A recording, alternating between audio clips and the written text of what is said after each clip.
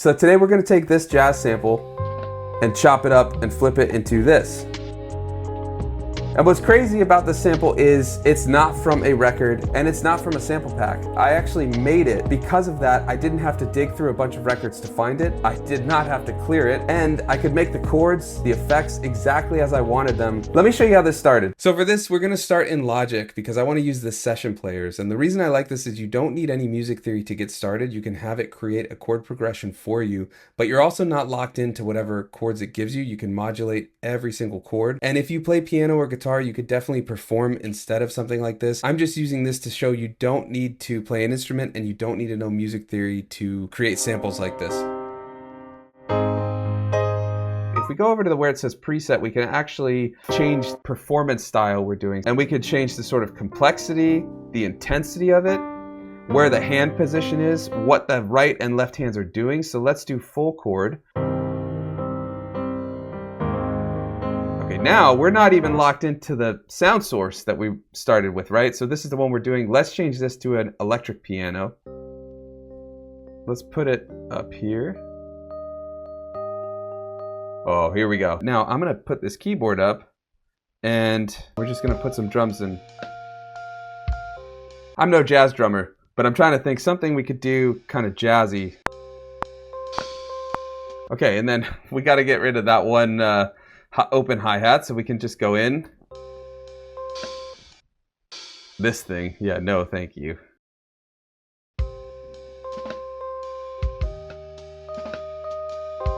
That's perfect. Now we're gonna get into the more fun part, which is the sound design. I'll show you what the original sound was like, and then, so this is that stock drum kit from Logic. We add some Dr. Vibe, maybe we'll put a little noise, wow and flutter, a lot of distortion, and we're gonna drop that sample rate. All right, we'll keep that, and you know what we'll also do? We'll put just a little bit of, we'll chroma glow, which is just gonna be a nice little bit of saturation, but then I wanna get a little reverb as well. So we'll put, let's do Space Designer. Let's just get an EQ on this one, drop the low end and the high end. Now, I'm trying to be kind of quick, so obviously we could spend a lot of time on the sound design, and that's the beauty of this. You can treat it like it's whatever record you're looking for and trying to find is, I want these drums really soft, I want them high in the mix, I want them quiet in the mix. We're gonna put these drums down a bit though. And we can also, let's get that Dr. Vibe over on, the Dr. Vibe we were using is this one because I can see the noise. So we'll put that on. Now let's hear the difference in the piano. This chord progression is cool, it works, but we can go in and make it completely different. Now this one, I want to change this. Now we could even change the note we're doing. Let's go back to that E flat. Let's see what happens if we do that, and we'll do major, and we'll do, let's say a 6.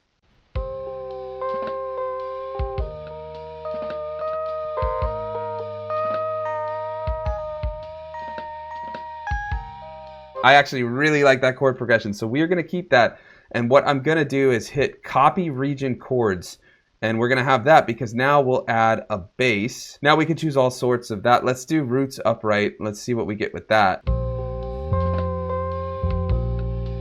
Okay, so see, it just has those chords set, the default one we talked about at the start. They don't sound that great.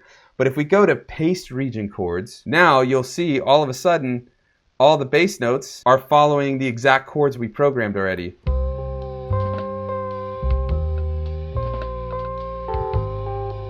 I think that's where I wanted, at least for this. So we're gonna go to convert MIDI regions. Now this is usually gonna be over in convert. So if you go to chords, that's where you can copy and paste the region chords, which is what we're doing. So now we can actually go in and look at this. We can actually control all of the MIDI. Let's just quickly see if we can add some sort of lead, just so you can see we don't have to use session players for any of this. Like, what if we change this one to... It sounds so MIDI. But it's probably just going to be, we're using a stock Logic horn. I mean, I guess that's what we get for it. But you can see the potential here, right? So we could export this as a single stem, as if we ripped it from a record. But we could also say, okay, let's just get the stems, right? I just want that sax, because maybe we could chop that sax in a unique way. We don't have to do any stem splitting because we made the stems. They're all ours to split and use in any way we want to. So next up, we're going to take these samples and export them. I've got them right here. This is most of them together, as if I sampled a jazz record or something like that. But I did isolate this terrible MIDI sax because I think I can hear one thing that I want to use from it. So let's start by taking a look at that sample. The first thing I think I'm going to do is drop it by 4. And so we started, and I want to say it was 107 BPM. I know this says 90, but that's just the stock one the SP puts. So already I like that sound better. I always typically start at around -4. And this is it without any pitch changes. 2 is kind of nice too, but I don't know. There's always something I really like about dropping at 4. And just to do it now, in case I forget later, we'll drop that one. We could also just drop all of them to 4, all of these stems and stuff, by holding remain. We're gonna then go into chop, and then we'll go auto mark, and I'm gonna do a time division of 16. We could do 8, but this is a much longer track. So I'm going to do 16. Now I like that this second part has some chord changes. This compared to that. And let's go assign to pad. And I know on B I've got blank pads.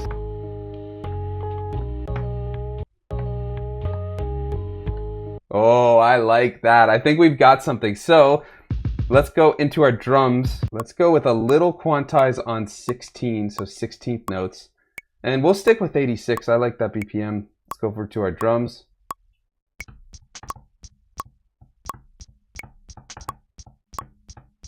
Let's put in a kick first.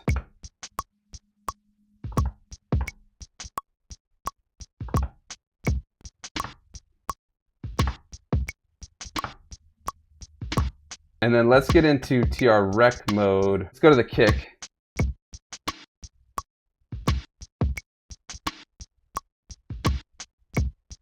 Let's move this one here and that one there. I don't know if we'll keep this, but I just am thinking some kind of like 16 level hi-hat in the background that we can always have in like the main chorus or something like that. Let's go to 16 velocity.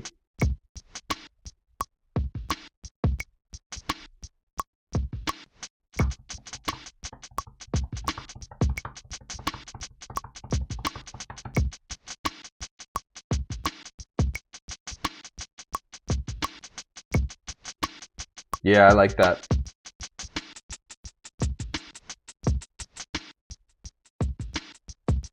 That's it. Raise it up in pitch.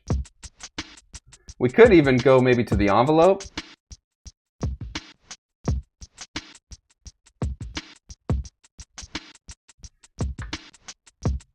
Okay, and that can just be kind of real quiet in the background. From there, let's actually start chopping up the samples.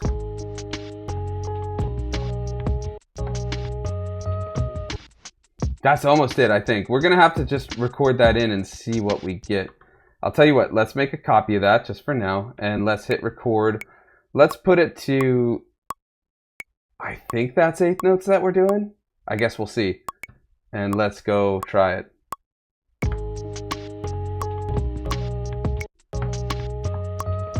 Let's go to the drums here. Let's go into the pattern. And if we hold shift reverse, we can mute all of these, right? Hear those drums? There's a ride and those snares and even the little kick sounds too. So we have to think about that when we start adding effects to those samples, because we're treating that sample like a vinyl where we had the full sample to chop up with the drums and all that. Those drums are going to be affected by whatever we throw in. So we could do Kodama. I kind of like that. Maybe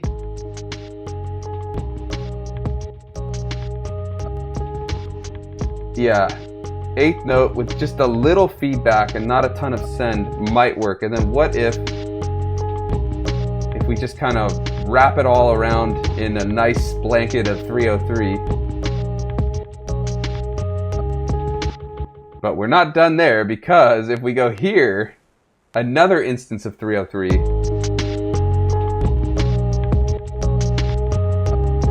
All right, so we've already pretty much got the song, right? This is what we want. How we sequence the song is that we have total control over the drum chops. So let's start by moving just the samples over, which would be these. And this can be our sort of intro. And we're gonna clean up these samples a little with some attack and release so that they're a little cleaner. Maybe put them in a mute group too. Then let's move over to adding all of these, but also adding our kick. What if we just do that one hi-hat? This could sound weird, but let's just see what that's gonna sound like.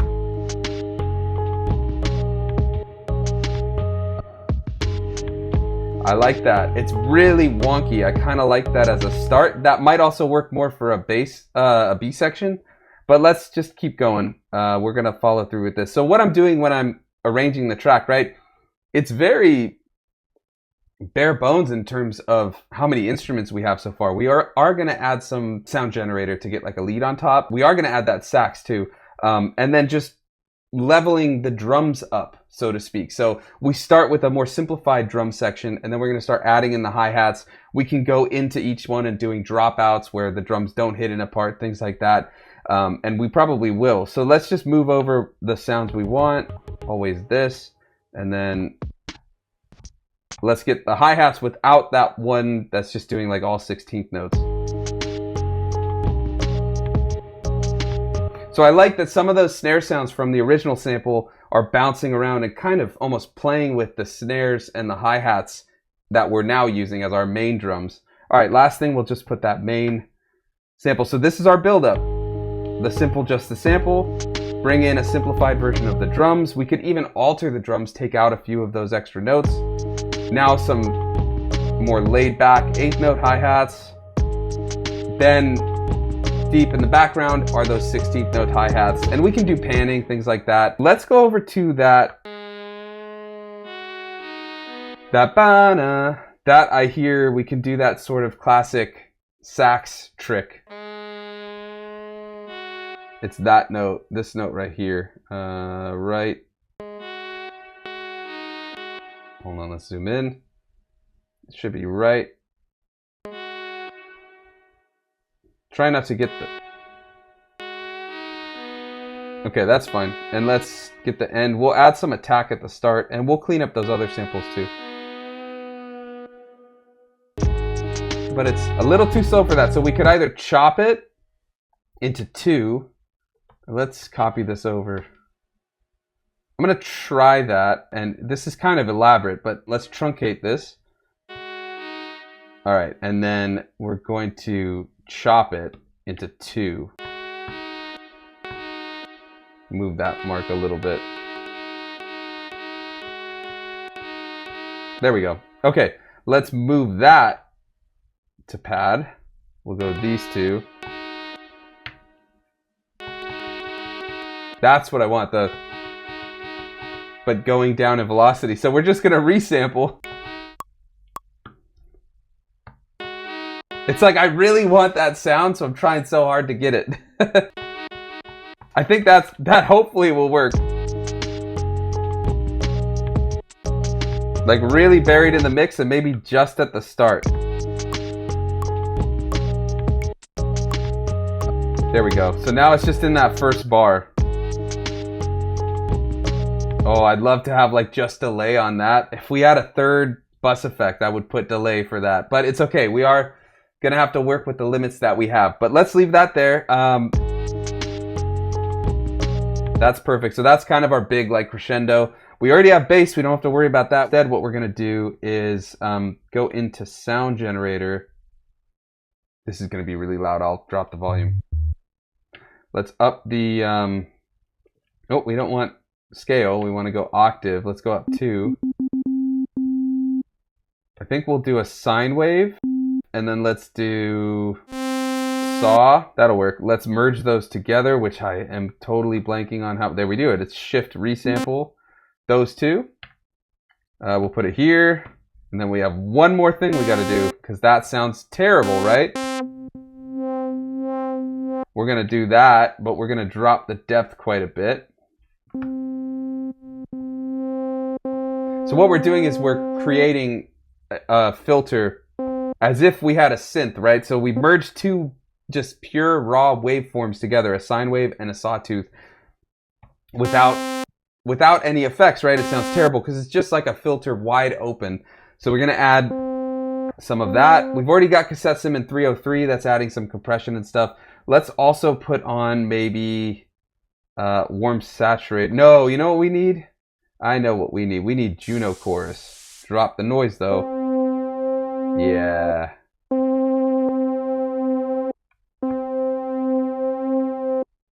Let's go Juno 2. Now this is getting hit again by the 303. So listen to the raw one, and then this new version we made that's much better. Maybe a little too much cut on the filter, but you know, that's fine. All right, we're gonna add a little release. Not that much. So now we treat the envelope as our sort of amplitude or ADSR for the synth that we've made, right? It is a sample, and that's just the way we can kind of think about it. It's just stages of synthesis rather than all laid out for you on one synth. So let's hear what we've got with this track over on B. Oh, and we lost all of our effects that we had on that too, but that's fine. Let's go to chromatic mode.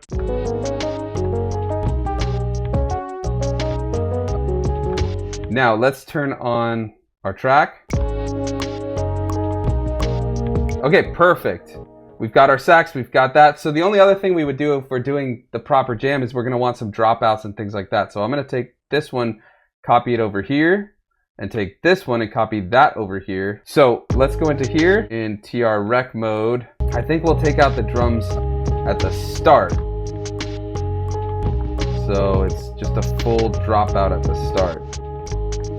All right, so I think with that, we've got a full track. There's something about flipping samples that's so awesome, right? There's endless possibilities with sampling, but it's something different when you can make those samples. And with all the tools we have now, whether you play an instrument or not, you can make things sound pretty good in the DAW, and then you can add effects like we use Dr. Vibe to make it sound like it was a record. But once you have the samples, every sampler is a little bit different when it comes to chopping.